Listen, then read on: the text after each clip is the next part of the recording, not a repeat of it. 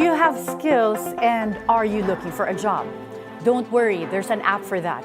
Good morning, I'm Attorney Karen Jimeno, and this is At the Forefront.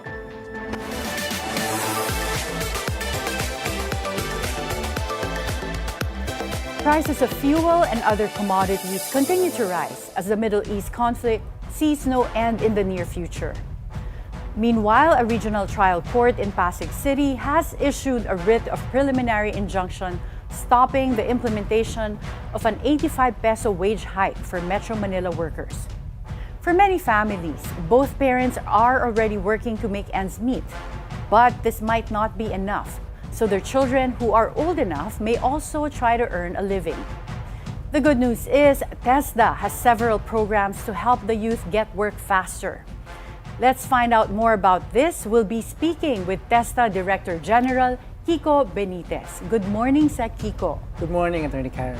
Okay, so we're excited to hear some of the good news that TESDA has been implementing. And you've been with TESDA for 2 years now.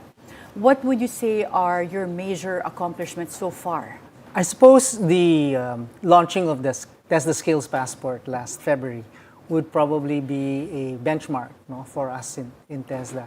It's a super app, as we might call it, that you can download on your App Store or Google Store, and it actually contains almost everything that you might need about the TVET system or the tech-voc education and training system of the Philippines. As many as 400,000 Filipinos have actually downloaded and are using the app currently. Wow, a lot. But we are hoping for more. Right? There are many functions in the TESDA Skills Passport, and as mentioned by the President himself at the SONA, you can find out your what trainings you might want or need, where to go for the nearest TESDA accredited training center to you. There is a registry so that you can have your certifications online with a QR code. You're able to find a test done if you want to find, a plumber, for example, because you needed something fixed in your house. Okay, so baliktad din. If Pwede I'm rin. someone looking for like a driver or like you said, a plumber, I can go to the TESDA app Yes. and try to find someone there. And there will be a list of those that have registered with TESDA, that they are available for these kinds of jobs. And the reverse is also true. If you have a skills passport, it will also connect you to Job Street, right? To the peso great. accounts. So it will also give you a sense of what job openings there are that might match or almost match, right? Your skill set, depending on what kind of certifications or training you may have had. Sa Kiko, have you integrated this with other apps? Like for example, if you're trying to find a job, I am assuming nandun yung certification mo sa TESDA. But would your NBI clearance be also there or madali bang kunin through the app? No, the app is actually integrated with the eGov. So all of those peripheral to us, documentation and so on, is meant to be designed as integrated within the eGov platform. So DICT po ang nagtutuhog-tuhog ng lahat ng pangangailangan. So what the app does is mostly TVET, right? So it's certification, gives you a sense of where the assessment centers are, gives you a sense of what your potential aspirations for positions or jobs, what kind of skills you might be missing in order to be eligible for any job, and then it tells you where to go. Wala to pong get the online classes. Meron din po kaming meron online din. classes. And you yes. can get certified if you complete those courses. You just have to go if you feel that you are ready.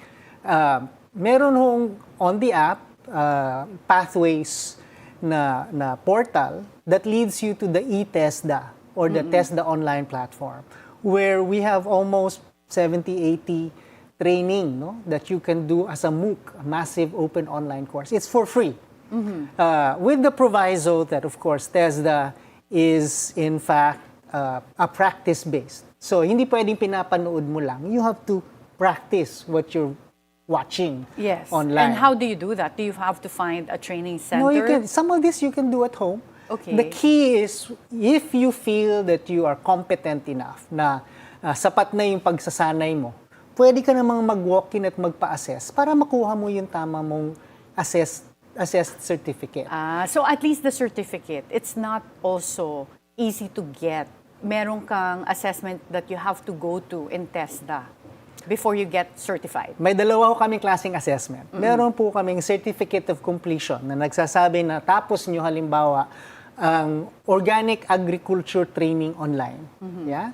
Or ang ECCD NC3, Early Childhood Care and Development NC3. Magbibigay ho ang TESDA ng Certificate of Completion. Ibig kong sabihin, natapos ho ninyo ang mga modules. Iba po yan sa pagbibigay ng isang NC kung saan ho kayo ay kailangang ma-assess para mapatunayan na meron ho kayong kasanayan at kakayahan. So for example, marami kasi akong kaibigan minsan nagpapahanap ng driver, yung mga mabilis na kailangan ng ma-hire. Pagka nakahanap sila ng tao sa TESDA, can they be assured that this person is qualified? It will tell you, when you go through the TESDA Skills Passport, it will tell you if they've been certified for what they're offering as their jobs. Okay, Yeah? so at least you have something to rely on. You can have something to rely parang on. accreditation. Yes. Do we have enough training centers around the country? We actually have almost 4,500 training centers nationwide. This is more than higher education institutions. Yeah? But do we have enough? Our constant problem is actually that we don't. Yeah? We don't have enough training centers, we don't have enough assessors, and we don't have enough assessment centers for the demand. Kasi sa panahon na ngayon, napakalaki ng demand, no, for upskilling particularly and reskilling. Kahit na nagtatrabaho ka na.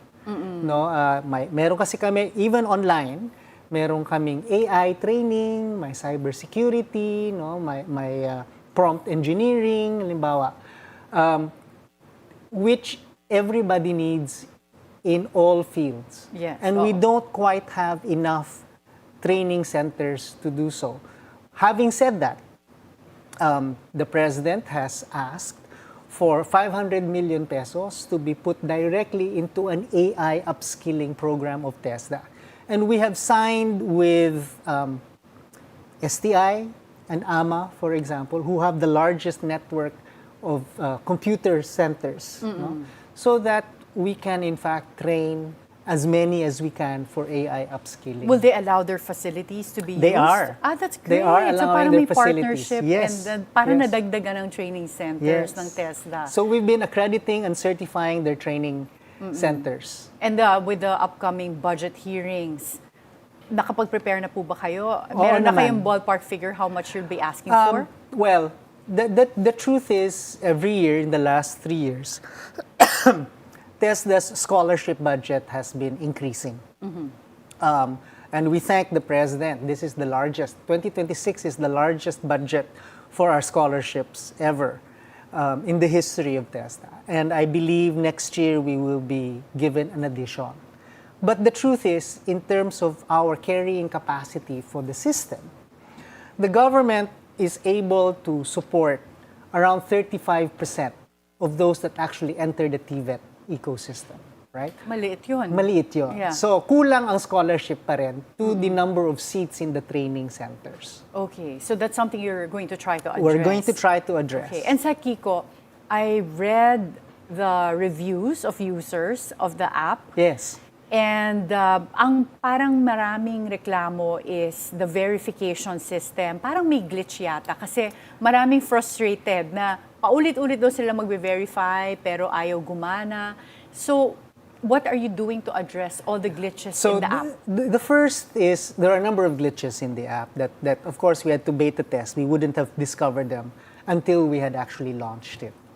The first is really the verification. The e-verification of TESDA Skills Passport is actually linked to the PSA. So this is linked to your national ID. And that system is clunky, right? The PSA and the DICT are improving that system even as we speak. Pero baka mga next year pa yan maramdaman yung improvement okay. ng system. In the meantime, we have put in a know your customer system where people's verification are actually now done individually by people in TESDA. So there's now a time log because it cannot be automated as originally intended. Pero pwede na. Mas madali na dapat at mas marami na ang makakapag-verify ng kanilang identity. Okay, so right now, nag-iba na. Nag-iba na. Kasi nag-iba tinitignan na. ko yung dates, yung ibang mga users na nagreklamo about the verification, July 2026, so very recent Very pa. So recent, now, just this at least August. for those watching, they can have a different experience Yes, now. we're hoping. We're tracking, there was around a 60% failure rate before, right? And we're slowly moving that up so that more and more people are able to verify. Sana naman, wag kayong magsawang mag-attempt, no?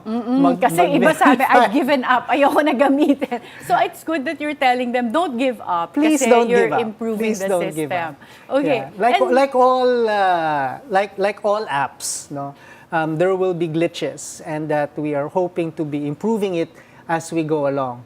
Marami pa po yung mga updates na mangyayari. So for example, we're trying to update it so that we can have an improved scholarship slots. Yeah, I noticed application. nga you Yeah? can even look for You scholarships, can look for scholarships through through the app. But the link of the scholarship portal in the app with the scholarships in the schools is not as robust. There is a time lag. So kung minsan, by the time that you apply, sa totoo lang, tapos na yung deadline. tapos na yung Oo, deadline yeah. and so on. So we're improving the scholarship portal in the app, and we're actually going to start opening links now for you to be able to get apply for financing, for example, from Land Bank, from SB Corp, from DTI, in case you have ang tinatawag ho naming STEP program, for example, for livelihood generation or poverty reduction. Tapos gusto ho ninyong magbukas, no, ng sariling negosyo, pero kailangan ninyo ng kapital, no? Marami pong programa ang gobyerno na makakatulong sa inyo. This is At really we will good to start hear. referring you, in fact, to those programs. Okay, and sa Kiko, with the rainy season, there have been several class cancellations Ay. for schools. Ang TESDA ba, yung training centers nyo, is also experiencing the same disruption. But before you answer that question, we'll have to take a short break. At the forefront, we'll be right back.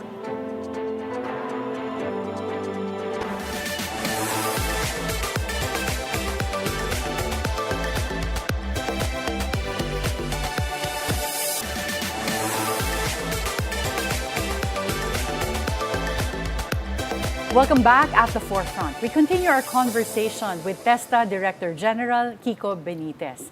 Sa Kiko, we have been experiencing class cancellations when it comes to our school system because of the rainy season.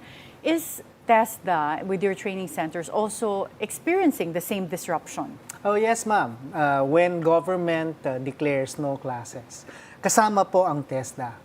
Lalong-lalo na if this affects tertiary level. Kasi our training centers in theory are post-secondary, di ba? They're really for adult learners, kumbaga, no? So kung wala na hong pasok sa CHED, halimbawa, wala rin hong pasok ang training centers ng TESDA. We abide naman by that. Safety first, of course. But as I've said, many of our TESDA training centers, at least those under TESDA, actually shift into hybrid lessons. So meron hong online modules and so on. Okay. Ang mahirap lang talaga sa amin is, gaya ng sinabi ko kanina, ang tech-voc kasi ay isang uri ng kaalaman na sa totoo lang practice-based eh. Pagsasanay siya talaga. Yeah. So hindi meaning- nakukuha kung hindi kayo nagsasanay. Hindi Oo. pwedeng pinapanood lang. Hindi ho yan module lang na Yeah. binabasa. So like, for example, mechanical skills, you have to you be have there. to may trying kinakalikot oo. ka talaga. 'Di ba? So having access to that practice is crucial even when we shift to what we would call hybrid lessons. And how are you addressing that with our challenge with the weather at saka No, so continuous flooding in so many areas? No, so wala akong pasok pag may baha, syempre, at nag-declare po ang ating mga LGUs, no? and we shift to hybrid classes, ganun pa rin ho. Kailangan nun yung subukan na meron ho kayong kinakalikot. Halimbawa, if it's a culinary, magluto ho kayo sa bahay kung culinary arts ho ang inyong pinag-aaralan. Oo, so challenging pala. Sec. Challenging Oo. sa amin. And you have also this one education program. Yes, ma'am. To make it seamless in terms of yung basic education, higher education. So, paano nyo po ini-integrate yung K-12 program dito sa TESDA training? So, dalawa ho yung klaseng one education. Ang TESDA po, marami ring hindi nakakaalam. Straddles po DepEd and CHED. No? Kami po ay post-secondary, so tertiary education po kami. At kami rin po ay doon po sa Tech Pro ng senior high school. So one of the first things that we have done, in fact, is to have senior high school assessments for free. So the government has put in money na kung kayo po ay senior high school student or graduate ng grade 12 halimbawa, at gusto po ninyong magpa-assess, makakakuha po kayo ng NC nyo sa TESDA for free. You can go for a free assessment so that you are ready for a job if that is what you would like, rather than say, go to college right away. Yeah. Right? Now, if you go to a job with your NC and you have an on-the-job training, and then you collect, if you like, through your assessment, your NC2, NC3, hanggang NC5 ho yan, meron. Right? And then you decide na gusto mong bumalik sa college. Kasi gusto mo makapagtapos, for whatever reason, it might give you a promotion, may dagdag na kaalaman. Meron din ho tayong tinatawag na Philippine Credit Transfer System. Okay? Where the NCs that are competency-based ng TESDA will be recognized towards your degree. when you NCs go are to national college. certificates. National certificate Okay. po. Ang national certificate po kasi ng TESDA is based upon industry. Industry po ang nagve-verify na ito ang mga skills na kailangan namin para sa ganitong klaseng posisyon. Okay. Diba?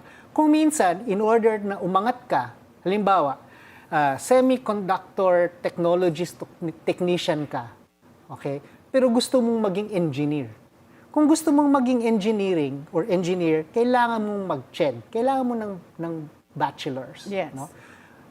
Maka-count na ho, mabibilang na, matatransfer, marirecognize na ho ang inyong mga NC or ang inyong work experience para po sa inyong CHED degree. Para hindi nyo na uulitin yung alam na ninyo. That's great. So, hindi naman pala sayang itong K-12 program because a lot of people are saying na dagdagan lang yung taon pero hindi job ready. So, as long as you also try to utilize yung mga programa ng TESDA, Yes, ma'am. then you can really Yes, ma'am.